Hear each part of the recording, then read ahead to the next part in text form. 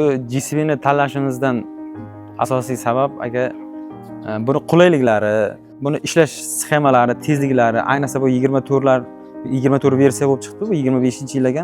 Ichidagi qulayliklari ancha oshirilgan, elektronniy bo'lgan, aqlli bo'lgan, hammasi.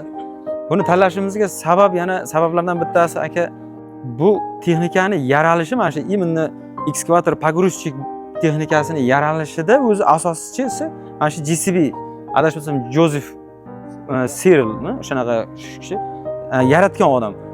Shuncha yildan beri takomillashibki, mana shu sostoyaniyaga, shu darajaga yetib kelgan bu. Motorlari ham GCB'ni o'ziniki, hamma narsasi o'zini radnoy hisoblanadi, u yoqdan sborniy emas. Keyin ko'pchilik aytadi, Hindiston zborka yaxshi emas, Indiya zborka yaxshi emas deydi. U noto'g'ri fikr. O'zim ishlatganman hammasini. Bu Indiya zborka bo'lgan bilan ishlab chiqarishi bari GCB'ni o'ziniki, faqat zborka o'sha yerda bo'ladi, Indiyada. Lekin yaxshi baraka topadigan texnika. Men o'zim baraka topdim, shuning uchun hammaga tavsiya qilaman GCB'ni.